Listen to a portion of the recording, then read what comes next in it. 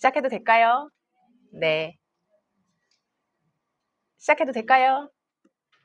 자, 인사드리고 시작하겠습니다. 네, 반갑습니다. YNS 열정과 신념의 초등, 중등, 고등 총괄을 맡고 있는 리즈 원장입니다. 반갑습니다. 네, 안녕하세요. 박수 크게 치셔도 됩니다, 어머니. 오랜만에 또 부모님들 모시고 세미나를 저희가 준비를 했습니다. 방학 동안에는 아이들이 이제 실력 키우는데 조금 집중하느라 12월 20날부터 시작한 학기가 이제 다음 주가 이제 2월 말이죠. 다음 주 한 주를 앞두고 이제 3월달 새 학기를 또 여는 요 시점에 저희가 겨울방학 때는 열심히 아이들 가르치는 데 매진하고 그러다가 이제 3월을 또 앞두고 어머님들께 저희 프로그램이랑 또 입시랑 관련된 좋은 정보 또 나누고자 자리를 마련을 했고요. 저는 방금 말씀드린 것처럼 우리 YNS 열정과 신념 학원에서 수업도 진행을 하면서 그리고 운영하고 있는 13년 차 원장입니다. 자, 오늘 이제 입학 설명회라고 말씀을 드리기는 했는데 저희는 세미나를 할 때 저희 학원의 프로그램이 그냥 이렇습니다만 말씀을 드리는 거라기보다는 지금 현재 입시 트렌드라든가 장기적인 우리 학생들이 지금 학년에 맞는 방향성 설정하는 부분이 어떻게 이루어져야 되는지부터 학부모님들이랑 같이 이야기를 나누기 때문에 어떻게 보면은 뭐 입학 설명회라기보다는 일종의 입시 세미나라고 보시면 더 좋을 것 같고요. 오늘 저희가 이제 항상 세미나라는 용어로 얘기를 하다가 입학 설명회라고 그 멘트가 들어가가지고 안내가 나갔더니 저희 재원생 어머님들은 한 분도 안 오셨어요. 재원생 어머님들이 이미 입학을 하셨기 때문에 입학 설명회를 왜 가냐 그러시는 것 같아요. 그래서 지금 저는 우리 YNS의 자녀분들을 아직 보내고 계시지 않으신 어머님들과 오늘 처음 반갑게 인사를 드리고 있는 것 같습니다. 맞죠? 맞으시죠? 네, 아직 보내지 않으신 거죠? 네. 오늘 이제 저희가 이제 3층하고 5층하고 두 개 층을 쓰고 있습니다. 5층은 이제 일부 공간을 쓰고 있고 3층은 보시다시피 전층을 저희가 쓰고 있는데 3층에서 이제 3월 달부터 초등부와 중등부의 저학년 1학년, 2학년 정도까지가 3층에서 이제 수업을 진행을 할 거고요. 5층은 고등부가 위주로 하면서 3학년에 좀 상위반 클래스 이렇게 해서 이제 5층은 약간 하이 클래스의 관으로 운영을 할 예정입니다. 지금 어머님들 계시는 곳은 3층 본층이고 그리고 여기는 이렇게 학부모님들 모시고 세미나를 하거나 아니면 학생들 대상으로 교육을 하거나 하는 공간으로 쓰이는 스카이홀입니다. 네. 저희 슬로건은 좋은 학생 더 좋게 이끄는 하이퍼 플러스 영어 학원입니다. 좋은 학생이라고 저희는 일단 저희가 만나는 학생들은 좋은 학생이라고 규정을 합니다. 성적만 좋은 것이 아니죠. 좋은 학생이라는 그 요건에는 꼭 성적만이 잣대는 아닙니다. 그리고 사실 저도 지금 오랜 시간 동안 아이들을 가르치고 있는 입장에서 성적보다 훨씬 더 중요하고 성적보다 더 키워주기 어려운 요소들이 더 많이 있고 저희는 어떻게 보면 뭐 DNA를 어떻게 할 수는 없는 거지만 어떤 수치로 증명되는 성적 이전에 우리 아이들이 그 숫자를 어떠한 과정을 통해서 탄탄하게 흔들리지 않고 만들 수 있는지 그러한 어떤 과정과 시스템에 좀 더 집중을 하는 학원이라고 보시면 될 것 같습니다. 네, 저는 방금 소개해드렸고요. 네. 왜 이렇게 동그라미를 하고 있죠? 네. 저희는 2013년에 개원했어요. 목동에 본관이 있는 학원입니다. 로컬 학원입니다. 그래서 목동에도 지금 운영을 하고 있고 평촌에는 2013년 개원해서 지금 13년째 운영 중입니다. 초등, 고등, 중등, 고등이 따로 다 분화가 되어 있고요. 학년별로 특화 프로그램을 잘 운영을 하고 있습니다. 지금 제가 오늘 어머님들하고 만나는 일부 시간에는 아까도 말씀드렸다시피 입학 설명회 우리 학원의 프로그램 저희는 뭐 독해는 어떻게 하고요 문법은 어떻게 하고요 이런 것들은 2부에서 저와 같이 또 운영을 잘 도와주는 운영 본부장님이 2부에서 디테일하게 설명을 해주실 거고 저는 1부에서 어머님들과 지금 현재 2028 대입 제도와 그리고 바뀐 고교 학점제 우리 아이들이 어떤 평가 제도 속에서 공부를 해야 되는지에 대한 먼 장기적인 목표를 조금 찍고 갈 거예요. 그래서 어머님들께서 그 이야기를 일단 잘 아시겠지만 그래도 지금 현재 우리나라에서는 어떠한 역량을 갖추고 있는 인재들을 키우려고 하는가라는 먼 장기적 방향성을 먼저 설정을 하고 그러면 그것을 위해서 중기적으로 고등학교 때까지는 뭐를 해야 되고 뭘 대비해야 되고 그럼 지금 현재는 뭐를 해야 되고 이렇게 단기적으로 좀 오면서 그것을 저희 프로그램에 어떻게 녹여내고 있는지를 설명을 드리겠습니다. 괜찮을까요? 네. 괜찮으시죠? 네. 오늘 저는 지금 4학년, 5학년, 6학년 자녀분을 두신 어머님들이 오신 걸로 제가 알고 있어요. 4학년보다 더 저학년은 없고. 그런데 혹시 우리 지금 4, 5, 6학년 요 학생들이 큰 아이다 하시는 부모님 한번 손 들어주시겠어요? 네. 대부분이시네요. 그죠? 네. 아니신 분들도 계시고, 그러면 이제 위에 또 형, 누나가 또 있을 수도 있는 거죠. 입시에 대해서 이미 겪어보신 분들도 계실 거고, 아니면은 우리 아이들이 큰 아이들이긴 하지만 관심이 굉장히 또 많으신 분들도 계실 거라서 제가 어느 정도의 수준과 속도에 맞춰야 될지를 뭐 다 다르시겠지만 그래도 일단 조금 알기 쉽게 중요한 부분만 위주로 설명을 드리겠습니다. 어떨 때는 제가 초등 세미나에서 초등 어머님들이랑 이렇게 얘기를 나누는데 오늘도 물론 그러시지만요. 이제 점점 이렇게 시대가 왜 이렇게 버벅거리죠? 세대가 지나가면서 이제는 어머님들께서 저보다 더 동생분들이 더 많으시다 보니까 입시를 제가 이렇게 말씀을 드리면 때로는 굉장히 제가 혼자 이렇게 막 얘기하고 있는 것 같은 느낌이 좀 들 때가 있어요. 그런데 오늘은 이제 그러시지는 않을 것 같아요. 아니 뭐 다른 의미가 아니고 다 이제 굉장히 그 아카데믹한 부분에 관심이 많으신 지금 눈빛이시고 그리고 요즘 많이 이제 또 얘기가 나오잖아요. 그죠? 채널도 접할 수 있는 채널도 많고. 자, 그래서 보도록 하겠습니다. 지금 일단 저는 항상 지금 현재 시점에서 우리가 앞으로 어떤 시점까지는 얼마만큼의 시간이 남았고 이런 것들을 좀 시간을 좀 찍고 가는 걸 굉장히 좋아하는 편인데 오늘도 한번 살펴볼게요. 2026년 3월 3일까지 굉장히 얼마 안 남았죠? 제가 이제 작년 뭐 가을 이때서부터 이제 어머님들이랑 주기적으로 2달에 한 번 정도씩은 세미나를 하거든요. 그럴 때마다 이렇게 디데이를 찍으면 그때는 2026년이 굉장히 멀게 느껴지고 3월 2일, 3월 3일을 좌표를 드려도 막 100며칠씩 남아있다 보니까 어머님들도 별로 이렇게 와닿지 않으셨었는데 방학이 훅 지나가고 나니까 벌써 며칠 남았어요. 11일밖에 안 남았어요. 그죠? 지금 4학년, 5학년, 6학년이시지만 저는 일단 약간 오늘 6학년에 포커스를 하고 얘기를 하겠습니다. 어차피 4학년 어머님들께서도 4학년 현재에 머무르고 싶어서라기보다는 고학년과 중등부를 대비하시는 것에 더 관심이 있으실 거라 생각하기 때문에 6학년이 이제 실제 이제 정식 6학년으로서 학교에서 이제 또 한 해를 보내기까지 11일이 남았습니다. 그죠? 그 다음에 2027년 이 숫자도 굉장히 요원해 보이지만 금방 갑니다. 그죠? 2027년 3월 1일 언제예요? 중학생 되는 날이요. 중학생 되는 날까지 얼마큼이요? 375일. 굉장히 많이 남은 것 같지만, 그죠? 네, 또 눈 깜짝하면은 가겠죠. 그리고 이거는요, 2030년이요. 2030년이면은 올까 싶어요. 올까 싶지만 오겠죠. 금방 옵니다. 2030년 3월 4일 언제예요? 우리 아이들 고등학교 가는 날. 그죠? 고등학교 가는 날까지 1473일 남았는데 저는 지금 이 숫자들을 말하고 싶은 것이 아니라 자, 제가 이렇게 또 표시를 해놨어요. 좀 작지만 보이시나요? 보이시죠? 네, 제가 슬슬 말이 좀 빨라지는데. 자, 3,000에서 9,000 뭘까요, 이거?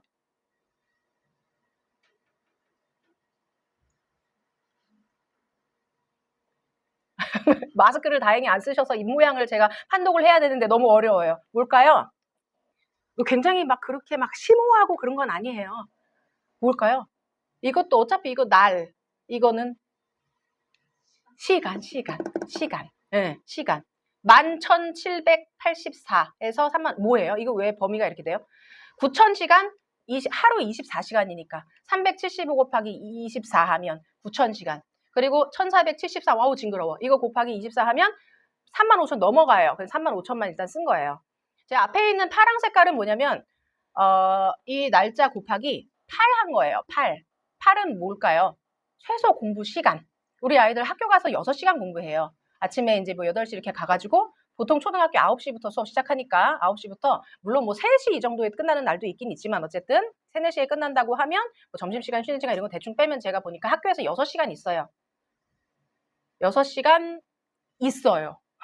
공부를 하겠죠. 6시간 동안. 네. 어쨌든. 그리고 이제 아직 초등학생이니까 뭐 그리고 그냥 대충. 그래서 하루에 어찌됐든 최소 2시간 정도는 할 거 아니에요. 학원에 또 있잖아요. 그죠? 그리고 학원 숙제도 하고 하니까 곱하기 8을 했더니 3,000시간이 나와요. 그리고 고등학교 가기 전까지는 11,784시간이 나와요. 만 시간의 법칙이라고 아시죠? 만 시간, 또 누구라도 어떤 분야에 만 시간을 매진을 하면은 다 전문가가 된다라는 게 보통 우리가 시쳇말로 말하는 만 시간의 법칙이잖아요. 근데 우리 아이들은 8시간 동안 내내 자기 주도적으로 엄청 하는 그건 아니더라도 어쨌든 상징적으로 이러한 시간이 우리 앞에 기다리고 있습니다. 우리 아이들은 이 시간 이전에도 이렇게 많은 시간을 써왔겠죠, 공부에. 그죠? 지금도 쓰고 있을 것이고. 저는 이제 앞으로 이렇게 남은 시간이 굉장히 얼마 안 남은 것 같아. 지금은 이제 초등학생이니까 많이 남으신 것 같아요. 저는 조금 있다가 또 5층으로 올라가서 중등부 어머님들 대상으로 또 만날 거예요. 거기는 또 중3을 포커스로 얘기를 할 건데 중3은 똑같이 이거 중3 고1 될 때 그다음에 고3 이렇게 되겠죠. 굉장히 금방 가는 시간이지만 어떻게 보면 굉장히 많은 시간이 남은 거나 마찬가지인데 이 많은 시간을 어떻게 써야 되느냐가 굉장히 중요한 거예요.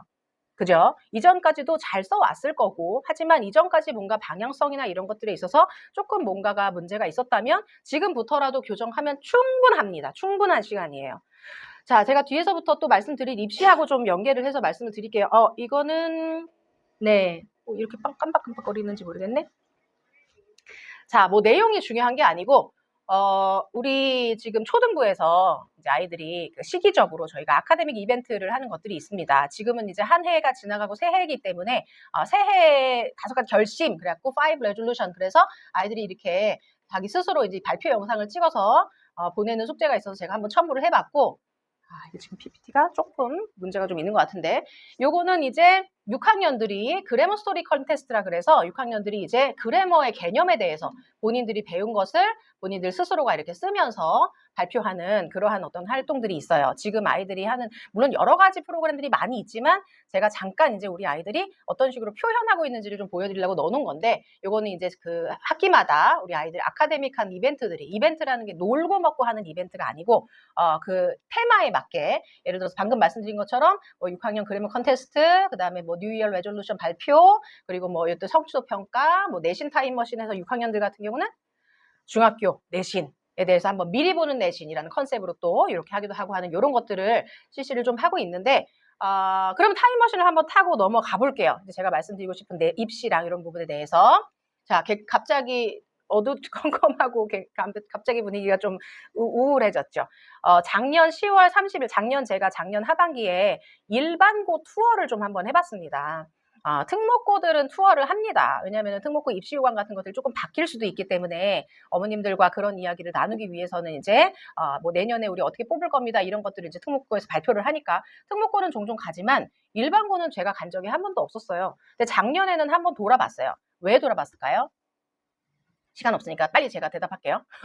그 고교학점제가 작년부터 시작됐잖아요. 맞죠? 네, 고교학점제라고 해서 우리 아이들이 자신의 진로 적성에 맞는 과목을 조금 선택해서 듣고, 그리고 이제 뭐 평가제도도 바뀌고 이런 것들이 있어서 작년 10월쯤에 이제 일반고도 입학 설명회 합니다. 다 아시겠지만. 그래서 이제 그 입학 설명회를 몇 군데를 돌아다니면서 어느 날 이제 설명회 끝나고 나와갖고 찍은 사진인데 저녁 시간이에요. 그날은 이미 이제 10시 30분, 10월 30일이니까 수능을 얼마 안 앞두고 있는 시기였었고, 이때는 아마도 이제 또 세미나가 있었던 날이니까 또 일찍 끝났겠죠. 그렇지만 보통 이 시간쯤이면 고등학교에 불들이 많이 켜져 있습니다. 왜요? 야자 하잖아요. 요즘 아이들도 야자를 하긴 하거든요. 우리 때처럼 제 때, 네, 강제로 막 하지는 않더라도. 자, 이런 모습을 보면서, 우리 아이들이 이제 지금은 초등학생이지만, 금방, 그죠? 또 이제 이러한 어떤 공간에서 또 자기 주도력을 펼치면서 공부를 해야 되겠구나라는 생각이 들고, 자, 갑자기 이게 지금 죄송해요. 저의 마음과는 맞지 않게 약간 PPT가 조금 말을 안 듣네요. 잠시만요.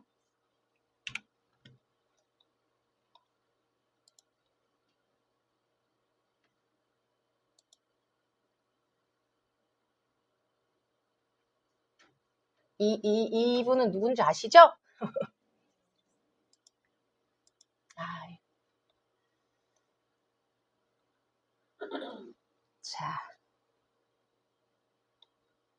자, 그냥 갈게요. 중요한 내용들은 아니니까. 수능이 이제 작년 11월 달에 있었고, 지금 어제 2월 20일부로 이제 정시의 추가 모집 기간이 시작이 됐습니다. 그래서 2월 20일부터 27일까지 정시에서 이제 1차 합격자들이 다 이제 합격을 하고 난 다음에 이제 등록을 하냐 안 하냐 그 인원을 가지고 지금 이제 추가 모집까지 해서 2월 27일까지가 이제 2026학년도의 입시가 다 끝나는 기간인데, 지금 이제 이렇게 정시가 추가까지 들어가면서 이제 수능에 대한 전반적인 종합적 의견들이라든가 이런 것들이 나오고 있죠. 아마 대중매체에서 많이 들어보셨겠지만 영어 과목은 수능에서 절대평가입니다. 아시죠? 네, 한국사하고 영어는 절대평가고 나머지 국어랑 수학이랑 사회탐구, 과학탐구 얘네들은 상대평가예요. 상대평가는 등수에 따라서 잘라가지고 등급을 주는 거고 절대평가는 몇 점 이상이면은 등급을 주는 거고 영어는 절대평가로 바뀐 지 꽤 됐어요. 그런데 절대평가로 바꿨다는 뭐 이것도 얘기가 또 길어질 수 있지만 영어에 워낙에 어렸을 때부터 우리가 영어에 대한 어떤 투자라든가 이런 게 많다 보니까 정부에서는 사교육을 조금 더 경감시키고자 그리고 이제 학업에 대한 부담을 좀 영어 과목에서는 좀 덜어주고자 절대평가 제도를 실시를 했는데 오히려 절대평가를 실시를 하면서 어떻게 돼요? 난이도를 맞추는 데가 어려움이 좀 있다 보니까 상대평가로는 1등급이면은 4%거든요. 아시다시피 네, 상대평가는 1등급이 4%입니다. 수능 기준으로. 그러면 절대평가 과목도 어느 정도 난이도를 맞춰서 4%에 왔다 갔다 하게 하든지 아니면은 조금 더 쉬워서 4%보다는 조금 더 많은 아이들이 1등급을 받을 수 있게끔 하든지 해야 되는데 올해 같은 경우는 어떻게 됐어요? 1등급이 3.11%고 뭐 나와 있는 내용들에 의하면 이거는 2018년 절대평가를 실시한 이후도 그렇지만 1990 몇 년도 수능을 실시한 이후에도 가장 최저 포인트다라고 얘기가 나올 만큼 지금 영어 과목이 수능에서 절대로 효자 과목이 아니게 된 상황이 되고 있습니다. 물론 이거는 작년의 수능, 올해 대학교 가는 수능의 하나는 이야기고 내년에도 계속 이런 기조가 유지된다라는 건 아니지만 어찌됐든 제가 지금 뒤에서도 지금 자꾸 이분 때문에 이게 가려서 안 보이는데 제가 이걸 걸어놨는데 왜 이렇게 나오는지 모르겠어요. 답답하네. 네. 자, 이분 잠깐 내려가시면 여기 뒤에 있었군요. 자, 수능 1등급의 비율이 지금 보시면 이렇게 널뛰기를 하고 있습니다. 2019년부터 5.3%에서 많이 갈 때는 12%까지 1등급이 나왔다가 지금 작년 수능에서 3%대로 떨어진 거예요. 이거는 여러 가지 이제 그 원인들이 있다라고 분석을 하고는 있지만 일단 문제가 조금 어렵긴 했습니다. 저희도 당연히 영어 전문 종사자들이기 때문에 다 풀어보는데 문제가 조금 어려운 부분 그리고 단어 개수가 많았던 부분 뭐 이런 것들도 있지만 사실은 수능에서 영어의 킬러 문항을 없애라 그리고 너무 어렵게 내지 말아라 라고 정부에서 권고를 한 이후에 소재라든가 그런 것들에 대해서 굉장히 경감을 시키기는 했어요. 일상적으로 접할 수 있는 소재에 대한 글을 써라라고 했는데 문제는 뭐냐면 보기가 너무 헷갈리는 거죠. 네, 그런 것들을 뭐 매력적인 오답이라고 하는데 제가 이거는 하나 갖고 와봤지만 지금 저의 마음과 달리 시간이 너무 빨리 가서 저는 어머님들이랑 같이 이것도 풀어보려고 그랬거든요. 같이 이제 시간을 좀 들이면서 우리가 한번 풀어보고 얘기도 하고 이렇게 하려고 했는데 33번 문제가 이번에 수능에서 오답률 1위 문제였습니다. 이거는 지금 80%의 아이들이 틀렸어요. 10명 중에서 2명만 맞췄다는 얘기죠. 근데 그거 아니더라도 지금 오답률 1, 2, 3, 4, 5위가 보니까 81, 80, 80 해서 굉장히 지금 33, 4, 5번 빈칸 문제들이 주르륵 다 아이들이 많이 틀린 문제들인데 제가 보니까 그렇게 어려운 문항은 아니에요. 첫 번째 문장 같은 경우도 여기 옆에 해석을 다 달아놨지만 진행 중인 당신의 설계에 대해 고객이 충분히 반응할 기회를 갖도록 하는 것은 전문적인 성공의 핵심이다. 꺼끌꺼끌하죠, 내용이 좀. 그죠? 편안하게 읽히지는 않죠. 이거 뭐 건축하는 내용이에요. 설계, 어떤 건물을 리빌딩하거나 건축하거나 뭐 아니면 재증축하거나 할 때 어떻게 해라? 이용하고자 하는 고객들의 반응할 기회를, 그러니까 고객들의 의견을 충분히 이렇게 뭐라 그래야 되죠? 받아들여라. 그죠? 네, 이렇게 참고를 해라. 라는 내용이고 첫 번째 문장이 너무나 떡하니 주제문은 나왔어요. 그리고 밑에는 다 예시 문장이기 때문에 그리고 빈칸이 들어가 있는 문장은 주제문에 대한 패러프레이징입니다. 바꿔 말하기. 그러면 사람들이 새 건물이나 증축 건물에 더 만족하게 되는 것은 이라는 건 결국 성공하는 것은 이라는 내용이잖아요. 수능뿐만 아니라 어찌됐든 쓰여져 있는 글들, 영어라는 어떤 영어를 입시하는 과목으로 봤을 때 영어에서 쓰여져 있는 글들은 다 굉장히 논리적 구조를 잘 갖추고 있는 글들이에요. 그리고 논리적 구조는 거의 여러 가지 그 유형, 한 4-5가지의 유형으로 딱 정리를 할 수가 있는데 대부분이 다 뭐냐면 비슷한 내용을 다른 형태로 표현을 바꿔놓은 거예요. 그리고 그것을 우리 아이들이 알 수 있느냐를 물어보는 것들이 빈칸 문제로 많이 나오거든요. 그러면 다른 것들에 혼동될 필요가 없이 이 부분만을 가지고 성공한다, 사람들이 만족하게 된다. 그러면 만족하게 되려면 어떻게 해야 된다라는 거니까 그러면 고객의 의견을 충분히 받아들이면 되겠구나라고 해서 고를 수 있는 문제인데 문제는 뭐냐면 여기 보기에 1, 2, 3, 5번 보기에도 본문에 나와 있는 너무나 중요한 중심 소재라든가 이런 표현들이 다 섞여 들어가 있다 보니까 우리 아이들이 이렇게 정답이 지금 4번임에도 불구하고 4번이 지금 18%고 14, 32, 13, 21이니까 4번보다 2번과 5번을 찍은 학생들이 더 많을 정도로 이렇게 혼동을 주는데 이런 문제가 하나가 아니라는 거예요. 수능에서. 그래서 제가 네, 이런 것들을 트렌드로 한번 보여드렸고 이것도 뭐 굳이 얘기를 하고 넘어가자면 네, 이 옆에 이제 댓글 달아놓은 게 저는 너무 웃기면서도 슬퍼서 같이 어머니들이랑 보려고 그랬는데 이게 지금 다 고3들이 달아놓은 댓글이에요. 구모, 육모, 구모는 이제 6월달, 9월달에 보는 모의고사거든요. 학력평가원에서 만드는. 그러면 구모에서 95 받았어요. 얘는 육모, 구모에서 92, 90 받았어요. 1등급이에요. 고3인데. 그런데 수능에서 77 받고 75 받아 진짜 안 믿긴다. 이렇게 써놨던 정도로 작년에는 굉장히 혼동이 많았습니다. 자, 빨리 넘어갈게요. 지금 수능 얘기를 길게 하려는 건 아니니까. 자, 내신 한번 볼게요. 고등학교. 이것도 지금 길게 볼 건 아니고 그냥 전반적인 느낌만 보여드리려고 실어놨어요. 우리 아이들도 지금은 이제 우리 뭐 귀인중 가냐 평촌중 가냐 범계중 가냐 지금 이 기점이지만 우리가 조금 지나면 이제 우리는 어디를 가냐 그죠? 안양외고를 가냐 과천외고를 가냐 아니면 용인외대부고를 가냐 할 수도 있고 아니면 영재고 과학고를 가냐 할 수도 있고 그게 아니면 평촌고를 가냐 동안고를 가냐 할 수도 있는 거잖아요. 그죠? 학교마다 당연히 많이 다릅니다만 어쨌든 신성고 같은 경우는 다른 학교도 마찬가지 비교적 내신 시험지가 4장이에요. 앞뒤로 빡빡하게. 네, 4장이고 이렇게도 제가 뭐 실어놓은 것도 대충 보시면 뭐 변형 뭐 다 해놨죠. 당연히 범위로 나오는 어떤 지문에 대한 단어의 변형은 기본이고 어떤 구조적인 변화라든가 이런 것들이 굉장히 많습니다. 내신 시험에서. 서술형 있습니다. 수능에서는 영어 서술형이 없어요. 근데 내신에서는 서술형이 적게는 0% 들어가는 학교도 있습니다. 서술형을 안 보는 고등학교도 있긴 있는데 그런 학교는 굉장히 소수고 대부분의 학교는 서술형에서 변별이 된다라고 할 수 있을 정도로 서술형의 비중이 굉장히 큽니다. 영어 시험에서. 배경고 같은 경우도 어렵기로 내신이 빡빡하기로 내신도 빡빡하지만 물론 이제 가 있는 인원의 풀 자체가 워낙에 좀 경쟁력 있는 아이들이 가다 보니까 내신 따기 힘들다라고 많이 알고 계시죠. 범위 외의 지문들도 출제를 합니다.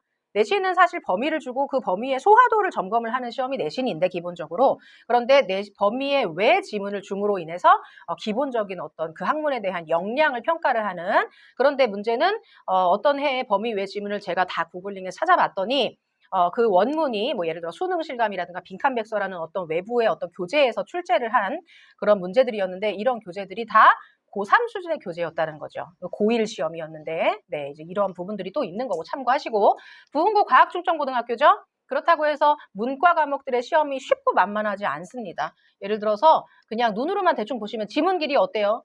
굉장히 길죠. 이거 시험지 한 페이지예요.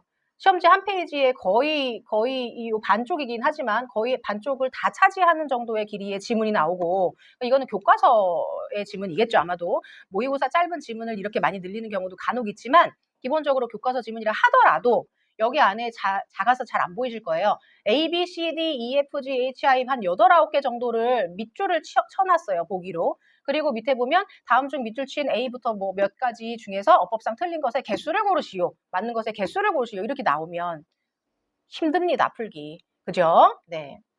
평촌고 같은 경우도 시험이 쉽지 않습니다. 그런데 평촌고는 또 주목할 만한 점이 주관식 서술형의 배점이 좀 널뛰게 하는 경향이 있다는 거예요. 정말 많이 갔을 때는 36점까지 배점을 할 정도로 평촌고는 서술형을 좀 신경을 쓰는 학교입니다. 좀 줄어들기도 하고 했지만 자 이제 이 학교별 특징 같은 경우는 지금 뭐 말씀을 드려도 우리가 갈 때까지는 또 시간이 남아 있어서 그 전까지의 경향이 어떻게 바뀔지 모르니 그거는 나중에 2030년이었던가요, 우리? 그때 29년 이때쯤에 다시 만나서 말씀 나누는 걸로 자 하겠습니다. 대입. 자 그래서 이러한 어떤 수능도 이런 식이고 고등학교 가서 보는 내신 시험은 대충 이런 식으로 생겼고 이런 걸 통해서 우리 아이들이 그럼 이제 대학교를 어떻게 가는가? 우리 아이들이 대학교 갈 때는 또 미세하게 달라져 있을 수도 있어요. 하지만 기본적으로 수시와 정시로 바뀌어서 이렇게 진행이 된 지는 꽤 오래됐기 때문에 이것이 큰 틀의 기조가 바뀌지 않는다라고 했을 때 간단히 공유를 하면 대학교를 가는 방법 크게 두 가지죠. 학교생활기록부를 기반으로 대학교를 들어갈 수 있는 방법이 있고 그냥 하루 수능 봐가지고 수능 점수를 기반으로 대학교를 들어가는 방법 크게 이렇게 두 가지로 나눌 수 있어요. 학교생활기록부 3년 동안 고등학교 생활 얼마나 충실히 했니? 내신 점수도 좋니? 아니면 선생님들의 과목별 평가는 어떠니? 활동은 어땠니? 같은 학교생활기록부를 기반으로 대학교를 가는 방법을 수시전형이라고 하고 6번의 카드까지 6개의 학교까지 지원을 할 수 있습니다. 정시는 11월 달에 보는 수능 1번 을 보고 수능 점수가 잘 나오면은 그거 가지고 또 대학교를 가는 것이 정시 전형이죠. 그래서 정시는 우리가 기회 전형이라고 부르기도 했었어요. 기회 전형. 고등학교 3년 동안에 열심히 하고 싶었지만 이러저러한 사정으로 내신 점수 관리를 잘 못했을 때 그러면은 그 아이들에게 기회가 없으면은 안 되잖아요. 그러니까 그냥 고3 때 11월에 어느 하루에 열심히 시험을 잘 봐서 그날 이제 구제해 주는 거. 그래서 기회 전형이라고 했었는데, 그죠? 이제 이게 요즘 많이 이제 바뀌고 있죠. 대충 들으시고 계시죠? 지금 입시가 얼마나 정말 힘들어지고 있는지, 그죠? 이 옆에 있는 뭐 이런 것들은 비율로 제가 적어놨지만, 수시와 정시에 뽑는 비중이 우리는 이제 뭐 전국 단위라기보다는 우리가 좀 목표로 하고 싶은 대학교들 위주로 볼 테니까, 수시가 뽑는 비중이 당연히 훨씬 더 많습니다. 60% 가까이.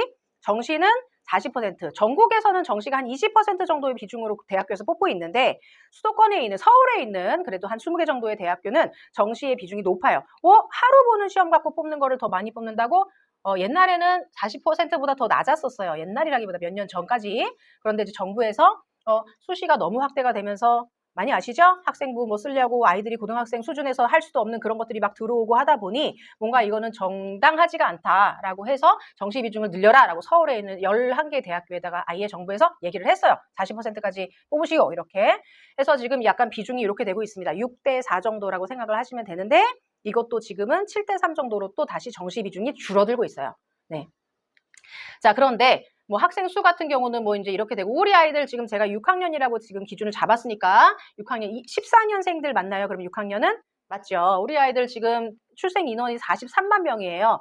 뭐 이렇게 좀 항상 뭐 계속 줄어들죠. 그죠? 근데 어떤 해에 뭐 무슨 띠다 막 이래 갖고 또 좀 늘어났다가 또 줄어들고 하고 있는데 대학교 뽑는 정원 수능 응시자 뭐 50만 명, 49만 명, 대략 50만 명 정도라고 기억했을 때 왜 이걸 말씀을 드리냐면 대략적인 비중을 잡고 가려고 그러는 거예요. 자, 모집 정원을 보면 상위권 대학교의 모집 정원이 42,000명이에요. 이거는 해마다 좀 달라지죠. 제가 그냥 대략적 비율 때문에 보여드린다고 말씀드렸어요. 앞에서 지금 전국 단위의 대학교 모집 인원 그리고 수능 인원이 거의 40 후반 명이었죠. 40만 명 후반. 그죠? 40 후반 명. 자, 그런데 이제 우리가 목표로 하는 학교의 정원은 4만 2천 명이에요. 그럼 이거 몇 분의 몇이죠? 저 혼자 너무 계속 떠들고 말씀해 주세요. 몇 분의 몇이죠? 10분의 1이요. 10%요. 10%죠. 10%는 무슨 비율이 됐어요? 10%는 고등학교 내신의 1등급 비율이 10%로 늘어났어요. 고등학교 내신도 9등급제였어요. 수능의 9등급제와 마찬가지로. 근데 고등학교가 이제 작년 2025년부터 고교 학점제 실시하는 것과 동시에 내신 평가 제도를 9등급 제도에서 5등급 제도로 완화했어요. 숫자가 너무 아니 이렇게 말하면 뭐하죠? 9는 너무 무시무시하잖아요. 5로 이제 조금 되니까 완화된 것 같죠. 하지만 그게 완화된 걸까요? 아니에요. 여전히 그죠? 1, 2, 3, 4, 5에서 5는 정말 안 되는 거죠. 그냥 이렇게 숫자만 이렇게 좀 묶어 놓은 거예요, 많이. 옛날에 1, 2등급으로 나뉘어졌었던 아이들 퍼센테지까지가 지금 이제 작년부터는 1등급으로 다 묶이게 된 거예요. 그러면 우리가 지금 대략적인 비율을 냈죠. 우리가 목표로 하는 학교의 정원이 10%네? 그러면은 이제 어떤 기준이 나와요? 그럼 고등학교 내신 10% 안에 들면 되겠네. 그죠? 10% 안에 든다고 해서 합격 보장이라는 말도 아니에요. 쓸 수 있는 거예요. 쓸 수 있는 자격 조건이 생긴다라고 생각하는 게 더 안전해요. 어찌됐든 지금 10%라는 어떤 숫자의 개념이 우리한테 좀 생겼습니다. 그죠? 고등학교 내신 1등급입니다. 대입 개편의 핵심은 무엇인가? 말씀드렸다시피 수능에서 우리가 국어 과목, 수학 과목, 그리고 사회탐구, 과학탐구 과목은 수능에서 자기가 선택해서 볼 수 있었어요. 기본으로 공통 과목으로 깔리는 과목들도 있지만 거기다가 플러스 수학에서는 뭐 나는 미적분을 선택할 거야, 나는 확률과 통계를 선택할 거야, 나는 기하를 선택할 거야 이런 게 있었고 그 다음에 과학 과목 8개 또는 사회 과목 9개 중에서 나는 사회 계열로 갈 거니까 나는 문과 계열로 갈 거니까 과학은 안 해. 그럼 사회 9과목 중에서 2개 골라서 나는 수능 볼 거야. 과학도 마찬가지. 이렇게 선택 과목들이 있었는데 이제 모든 것이 다 통합이 됐어요.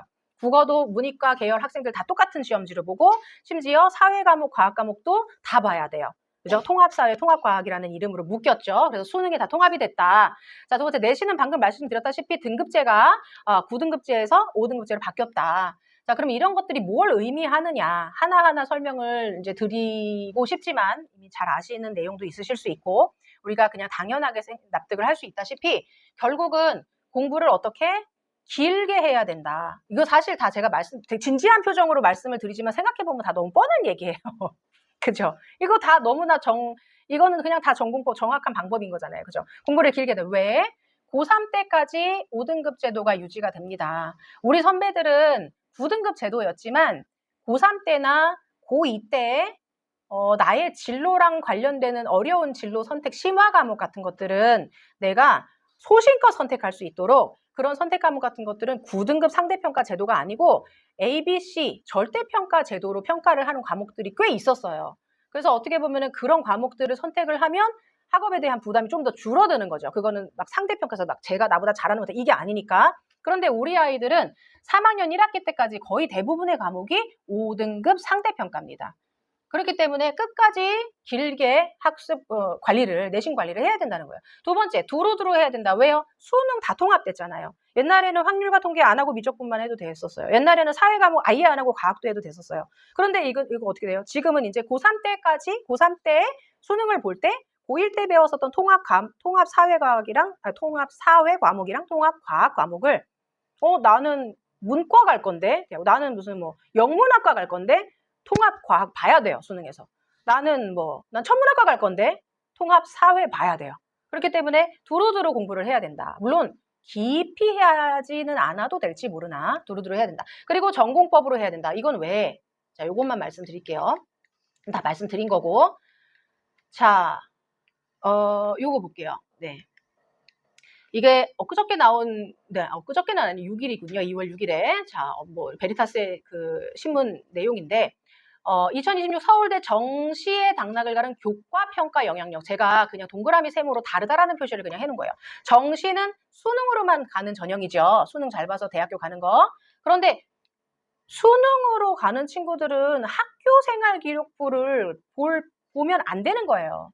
그죠? 아니, 물론 안 되는 거예요. 이런 말은 좀 그렇지만 애초에 정시 전형이라는 것 자체가 수능 점수를 가지고 대학교에서 선발을 하는 제도인데 또 불구하고 교과 평가를 지금 한다. 게다가 심지어는 정시에서 붙냐 떨어지냐까지도 영향을 미친다라는 거잖아요.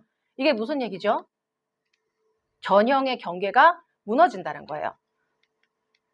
요 표에서 다시 볼게요. 자, 수시 학교생활기록부를 기반으로 대학교 가는 방법, 정시 수능을 기반으로 대학교 가는 방법이에요. 그런데 빨강 색깔로 제가 막 뭐를 써놨죠. 학교생활기록부 위주로 대학교를 가는 방법은 크게 두 가지. 내신 성적만으로 뽑는 방법이 있고 내신 성적 플러스 어떤 다른 활동들, 그죠? 비교과라고 하죠. 그런 활동들의 어떤 퀄리티까지 같이 보는 학생부 종합 전형이 있는데 얘네 둘 다 학교생활기록부 보고 뽑는 거예요. 그런데 여기에 뭐가 붙어요? 수능 최저라는 조건이 붙어요. 수능 최저. 결국은 수시와 정시가 섞인 거예요. 맞죠? 맞죠? 네. 논술은 학교생활기록부도 뭐 조금 참고는 하긴 하지만 정시 아니고 논술은 자기가 학과목에 대한 어떤 깊은 지식을 이렇게 서술형 형태로 쓰는 그런 시험이에요. 대학교마다 다른 문제가 다른데 여기에도 수능 최저라는 조건이 붙습니다. 자, 그러면 이번엔 정시는 어떻게 돼요? 정시는 그야말로 학교 생활에서 삐끗하니까 의욕이 떨어지지 않도록 하루에 정시 시험을 가지고 뽑아야 되는데 여기야말로 뭐가 또 붙었어요? 학교 생활 기록부 반영 증가세 학생부 반영이 붙었어요. 결국은 뽑는 전형이 큰 의미가 물론 그래도 메인 그 요소는 있죠. 하지만 여기에 추가적인 다른 전형에 대한 요소들이 지금 같이 붙었다는 거예요. 그래서 우리 아이들이 옛날 우스갯소리로 나는 정시 파이터야. 그죠? 학교에서 막 내신 공부 안 하고 선생님 저 내신 어차피 망쳐가지고요. 내신 해봐야 뭐 안 돼요. 저 정시 파이터예요. 그런 게 이제 안 통한다. 그죠? 그리고 수시만 준비를 하는 아이들도 저는 그냥 학교 내신만 잘 관리를 할게요. 수능 보면은 막 다 3등급, 4등급 나오는데 전교 1, 2등 하고 그런 아이들이 극단적으로 있기도 한데 그것도 안 된다는 거예요. 수능 최저를 맞춰야 되니까. 그죠? 그래서 우리 아이들이 참 어떻게 보면 좀 힘든 입시를 또 겪어야 될 것 같기는 합니다. 그런데 사실 공부 자체가 지금 입시 자체가 어려워졌다라기보다는 저는 제가 교육 현장에 있으면서 느끼는 점은 그거예요. 어차피 내신과 수능의 공부 방법이 다르지 않아요. 내신 준비를 하면서 수능 학습이 같이 되는 거고요. 수능을 대비를 하면서 내신을 치를 수 있는 역량도 커지는 거예요. 사실 이것 따로 저것 따로가 아니거든요. 근데 원약에 이제 이렇게 뽑는 방법들이 이제 이렇게 있다 보니까 왠지 다르게 느껴지니까 내신을 막 준비를 너무 많이 하면 나 수능이 부족해질 것 같은데 이런 불안감이 생기는 거지. 사실은 저희 같은 선생님들이 볼 때는 동일합니다. 게다가 우리 같은 학군지 같은 경우는 학교 자체에서 내신만 시키는 것이 아니라 수능 준비도 시켜줘야 되기 때문에 내신 시험을 수능형으로 내요. 그러니까 내신 준비를 하다 보면 자연스럽게 수능 능력도 켜지는 거예요. 근데 문제는 공부만 하는 것이 아니라 공부 이외의 활동들이 또 너무나 많다 보니까 우리 아이들이 그만큼 학업적으로 매진할 수 있는 시간과 에너지의 양이 부족하다 보니까 입시가 너무 빡빡해지는 거 아니냐라는 이야기도 나오는 것 같은 생각도 좀 듭니다.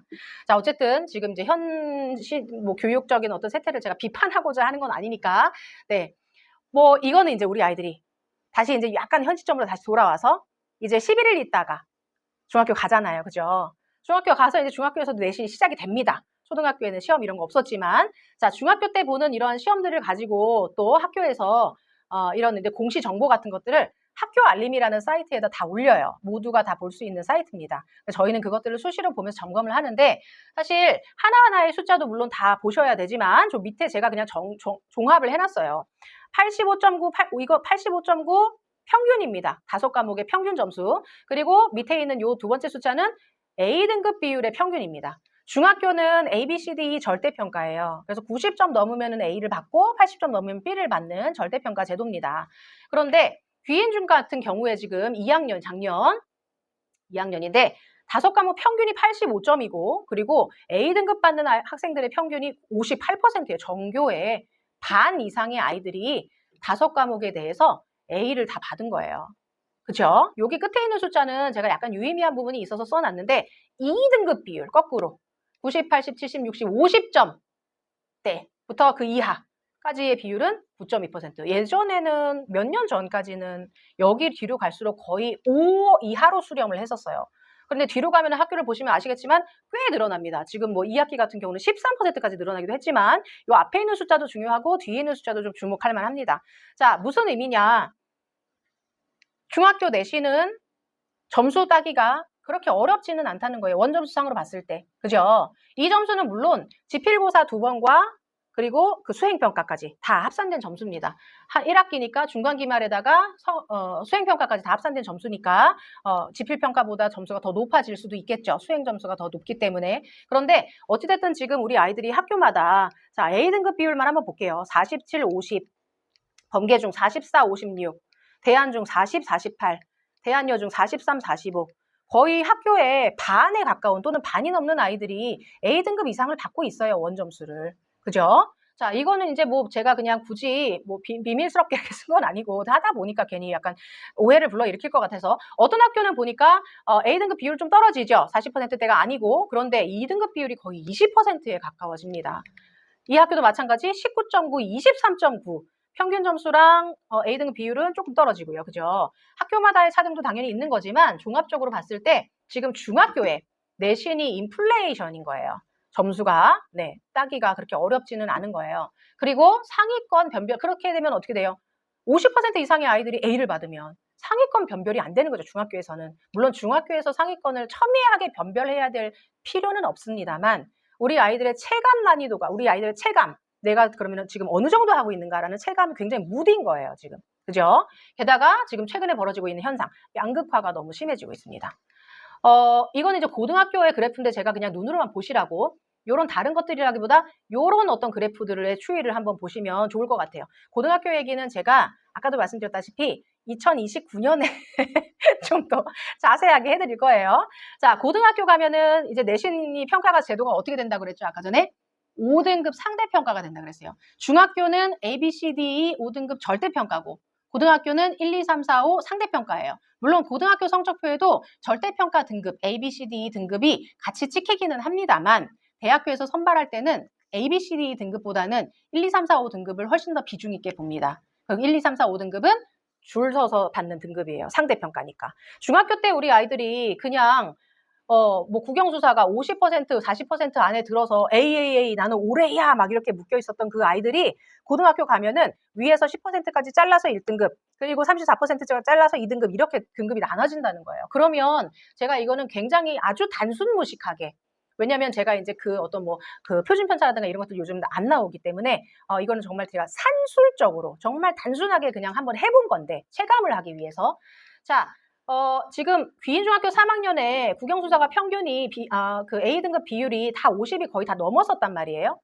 그러면 이거를 100점부터 100점 만점부터 90점까지 한번 10점 단위로 제가 잘라봤어요. 물론 이렇게 받지는 않았겠죠, 아이들이. 그죠? 뭐 모여있는 정도가 어디에 모여있는지는 알 수 없는 거지만 제가 그냥 이걸 방금도 말씀드렸다시피 그냥 굉장히 기초적으로 한번 잘라봤습니다. 그러면 이 50%대의 아이들 중에서 98에서 100점, 즉 여기 마지막 그죠? 만점에서 만점 마이너스 2점 정도까지 요 점수 안에 들어있는 아이들이 산술적으로 10%라는 거죠. 그죠? 5분의 1이니까. 이렇게 2점 단위로 이렇게 10%, 20%, 30% 이렇게 내려간다라고 치면 그러면 우리 아이들이 중학교에 가서 원점수를 98에서 100점 정도로 받아서 A를 받아야만 고등학교에 가서 내신을 1등급 정도 안에 들어갈 수도 있겠구나라는 어떤 기준점이 생기는 거예요. 그러니까 이거는 절대적인 건 아니라고 제가 말씀드렸습니다. 왜냐하면 내신이 많이 어렵거나 그러면 우리 아이들이 이 아이들이 90점 중반대에 많이 모여서 50%가 됐을 수도 있어요.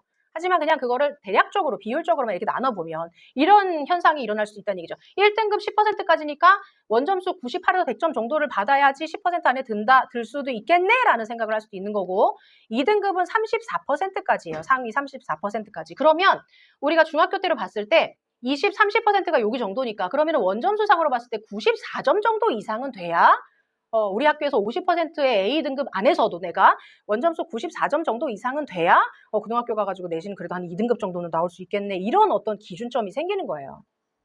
아이들한테 이런 걸 교육을 하고 있습니다. 어머님들, 아버님들도 아셔야 되긴 하겠지만 사실 아이들은 모르고 어머님, 아버님만 아시면 불화의 씨앗이에요. 그죠? 네. 지금은 말 잘 듣죠. 지금은 막 말랑말랑하죠. 만지는 대로. 그죠? 근데 이제 당장 내년, 후년부터 교복 입으면 제일 1순위로 많이 하는 말. 내가 알아서 할게. 네, 그렇게 됩니다. 그래서 저희는 교육을 많이 시키는데 어쨌든 그래서 중학교 때 성적표 받아오는 거에서 올 A다. 잘한 거예요. 당연히. 올 A 누가 봤습니까? 힘들어요. 올 A 받은. 잘했어. 칭찬. 하시면서 뭐를 같이 보셔야 돼요? 원점수를 보셔야 돼요. 그래서 원점수가 90, 90, 90, 91, 90 이렇게 해갖고 올 A다. 잘했어 라고 하면서 이제 어떻게 너 뾰족하게 만들까 이제 이걸 생각을 하시면서 살살 이제 구슬려서 이렇게 하셔야 되는 거고. 그죠? 그런 가이드로 그냥 말씀드린 겁니다. 자, 이거 이제 저희 블로그 주소하고 유튜브 주소인데 뭐 이 주소를 막 보시고 지금 막 어디다 쓰시고 그렇게 안 하셔도 요즘 다 서칭하시면 나오시죠. 저희가 이런 내용이랑 자료랑 막 이런 것들을 막 올리고 막 보내드리고 막 그래요. 제가 오늘 제 일부 제 자료는 따로 프린트를 하진 않았어요. 왜냐면 이제 거의 막 이렇게 막 외부에 어떤 신문기사 그런 자료들이고 해서 그렇게는 하진 않았는데 어찌됐든 저희 블로그라든가 아니면 유튜브에 오시면 제가 방금 말씀드린 어떤 입시랑 교육에 대한 내용들도 그렇고 저희 학원의 프로그램에 대한 소개도 그렇고 특히나 유튜브 같은 경우는 저희가 시험이 끝나면 중학교, 고등학교 학교별 분석 영상을 선생님들께서 다 찍으십니다. 그래서 관심 있으신 또는 진학 예정이신 학교에 대한 그 내신 경향 같은 것들을 영상으로 다 보실 수 있어요. 그래서 제가 그거는 이제 말씀드리려고 올려놓은 거고 자, 제가 이제 아까도 말씀드렸다시피 저는 일부에서 제가 해드린 역할은 당장 그래서 YNS에서 나 3월달에 등록할 건데 지금 4학년인데요. 독해는 수업 어떻게 되는 거예요? 그걸 아기보다는 우리 아이들이 장기적으로 어디에다가 등대의 불빛을 바라보면서 가야 되는지 에 대한 그 부분을 말씀을 드렸어요. 좀 마음이 급하다 보니 좀 두서없이 진행이 되기도 하고 중간에 미미민우 씨가 자꾸 방해를 해서 그죠? 네, 좀 뭐가 잘 안 되기도 했는데 좀 어떻게 제가 전달드리고자 하는 내용들이 좀 와 닿으셨을까요?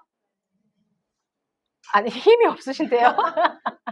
자, 2부에서 이제 그러면 제가 방금 전에 어떻게 보면은 약간 나쁘게 말하면 뜬구름 잡는 것 같은 그런 이야기들 그런 것들을 우리가 좀 더 현실성에 가까이 끌어당겨서 그럼 당장 중학교 때는 그럼 당장 고등학교 때는 어떻게 해야 되는지 그리고 그러면 그런 것들을 이렇게 목 놓아 외치는 YNS라는 학원에서는 학원에 왔을 때 우리 아이들이 영어 수업에서 어떤 부분들을 좀 향상시킬 수 있는지 이런 것들에 대해서 제가 아까 말씀드린 우리 YNS의 운영본부장님 안영석 본부장님께서 2부에 디테일하게 설명을 또 잘 해주실 겁니다.